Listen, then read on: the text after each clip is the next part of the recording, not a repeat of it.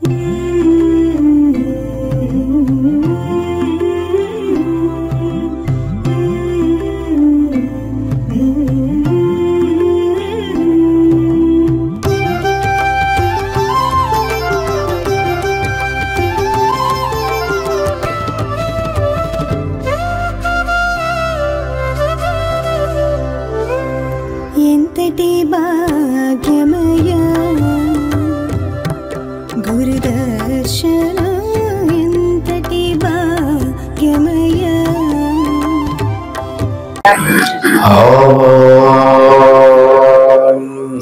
गुरुभ्यो नमः। गुरु ब्रह्मा गुरु विष्णु गुरुदेव महेश्वर गुरु साक्षात् परब्रह्म तस्मै श्री गुरुवे नमः। जय सद्गुरु श्रीधर शिवराम दीक्षित सद्गुरु प्रभु महाराज की, कृष्णदेव प्रभु संजीसाचार्य सद्गुरु प्रभु महाराज की, श्री निर्मलांब समेत श्री विमलानंद स्वामी सद्गुरु सार्वभौम गारी की, श्री सच्चिमांब समेत श्री निष्कलंकाचार्य सद्गुरु देवुలకు, रामराय श्री समरस निर्मलात्मा तेత रामराय राजयोगेंद्र सद्गुरु सार्वभौम गारी की, श्री धर्मराय निर्मलांब रामयोगिनी माताजी वारी की जय, सद्गुरु प्रभु महाराज की जय। जय गुरुदेव, जय गुरुदेव, जय गुरुदेव। ఈ రోజు ఎంతో సుదినం. ఎందుచేతనంటే సనాతనమైనటువంటి ధర్మాన్ని, ఆ ధర్మాన్ని గురించి పెద్దలు దేన్నైతే ప్రతిపాదన చేశారో దాన్ని గురించి పెద్దల చేత దాన్ని వివరణ చేయించడం కోసం మనందరం కూడా ఇక్కడ సమావేశమయ్యాము. అంటే ప్రతి సంవత్సరం కూడా మన తంతులూరి జగన్నాథ రాజా విమలానంద స్వామి సద్గురు సార్వభౌముల వారి ధర్మపత్ని నిర్మలాంబ గారితో నా చిన్నప్పటి నుంచి కూడా ఆ విమలానంద స్వామి అమ్మగారితో మాకు ఎంతో సన్నిహితం. చిన్నప్పటి నుంచి కూడా ఆ నిర్మలాంబ గారిని నాకు నిత్యం కూడా గుర్తు చేస్తున్నటువంటి ఆ నిర్మలాంబ గారికి శతకోటి వందనాలు అర్పిస్తూ జై గురుదేవ్.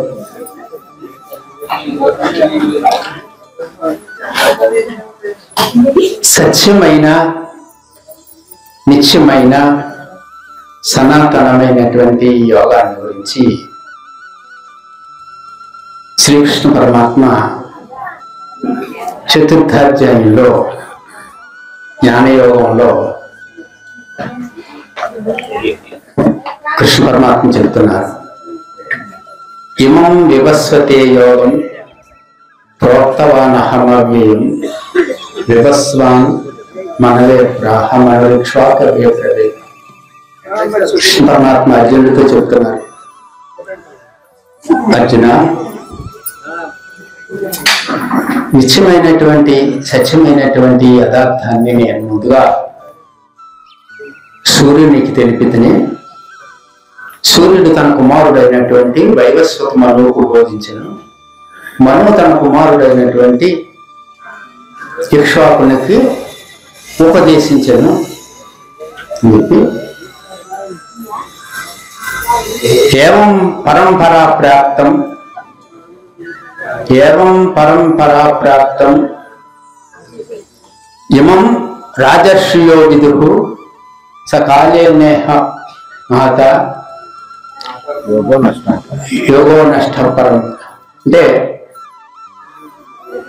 ఈ యోగంను ముందుగా రాజర్షులు ఎరిగిరి, తర్వాత కాలక్రమం చేత భూలోకంలోకి వచ్చేసరికి జనులలో అజ్ఞానం చేత ఇది కనుమరుగయ్యింది అని చెప్పి స ఏవాయం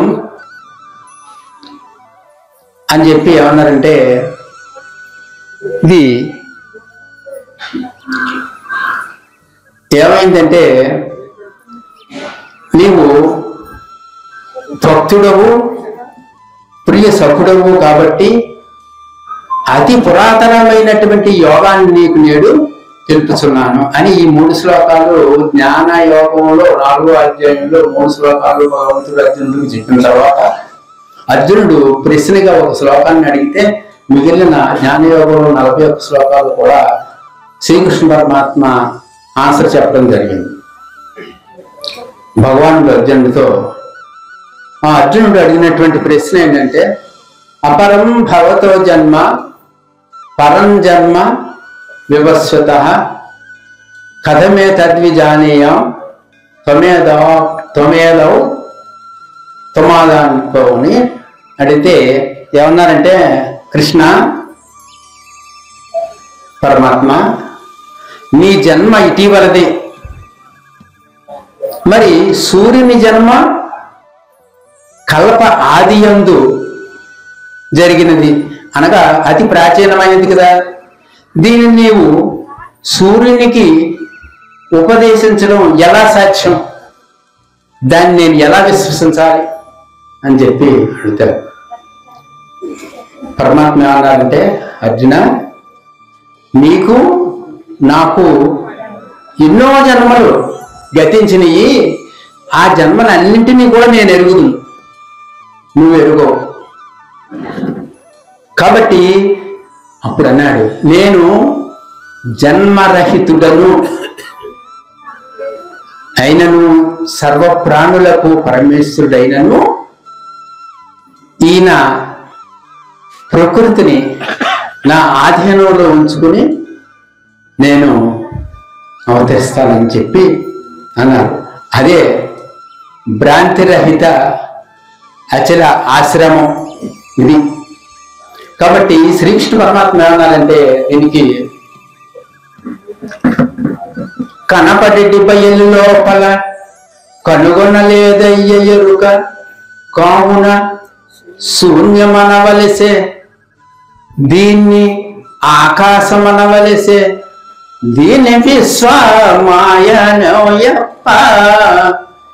ఎంతకు వేరే మాయా ఏదప్ప, కనుకానే ఈ విశ్వమును లేనిదని లెస్స, కనుకానే ఈ విశ్వమును లేనిదని లెస్స, వినజెప్పనాయను కనపోకుందని పోని మాయనోయప్ప, ఎంతకు వేరే మాయ ఏదప్ప, కనపడి బయలు లోపల కనుగొనలేదయ్య ఎరుక.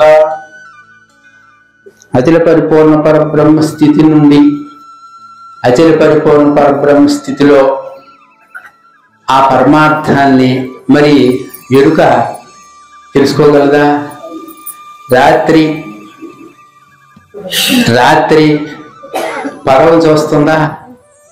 పగల్నే రాత్రి ఎరుగుదు. అన్నము భూదేవి ఎరుగుదు, లక్ష్మీదేవి ఎరుగుదు.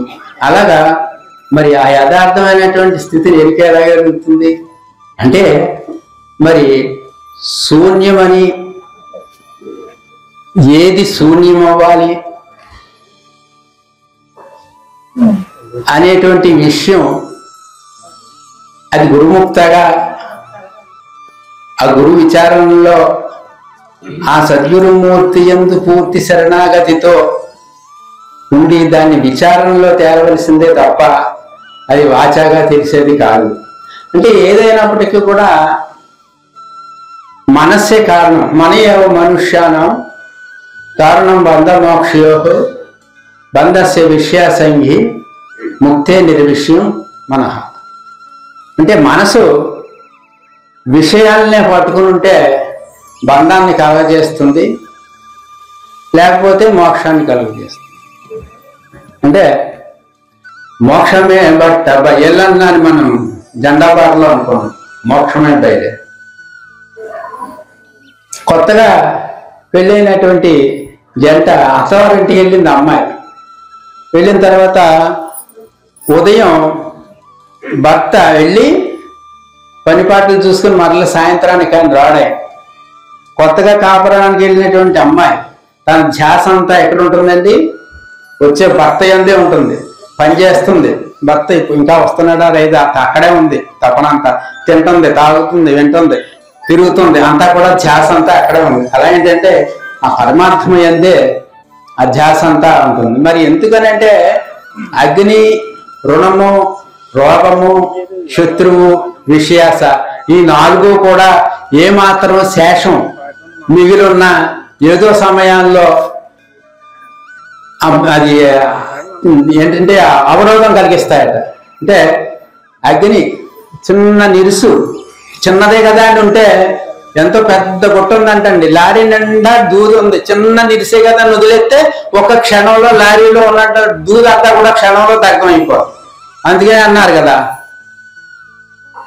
అలాగే ఇప్పుడు రుణం ఉంది, 2,50,500, 500 వదిలేసి 500 కదా అని మిగిలింది ఇచ్చేస్తే నోటు వదిలేసాడు, తర్వాత ఇస్తాను 500 ఇచ్చిన తర్వాత అంటే సర్లే పట్టుకెళ్దాం లేని 2 సంవత్సరాలు పోయిన తర్వాత వెళితే ఇంకొక 50,000 వేసుకుని వచ్చేటట్టు.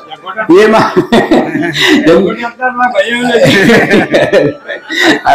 అది జాతర ఏంటంటే ఏది కూడా అలాగా. అంటే విషయాస, ఈ అన్నిటికంటే ప్రమాదం ఏంటంటే విషయాస కలగ మిగిలి ఉన్నట్లయితే పరమార్థాన్ని మాత్రం ఎట్టి పరిస్థితుల్లోనూ చేరుకోలేడు అనమాట. అంటే పనికిరాని వస్తువులు ఇంటికి బరువు, పనికిరాని వస్తువులు ఇంటికి బరువు, పనికిమాలిన ఆలోచనలు మనసుకు బరువు, పరుల సొమ్ము అపహరించేవాడు భూమికి బరువు, పరమార్థ చింతన లేనివాడు తనకు తానే బరువు. జై సద్గురు ప్రభు మహారాజుకి జై. మరి ఇంతకన్నా ఎక్కువ పెద్దలందరూ మాట్లాడవలసిన వారు ఉన్నారు కాబట్టి తక్కువ సమయం మనం తీసుకుని మనం మరో విధంగా ఆలోచించకుండా జై గురుదేవ్, జై గురుదేవ్, జై గురుదేవ్. శ్రీ గురుభ్యో నమః.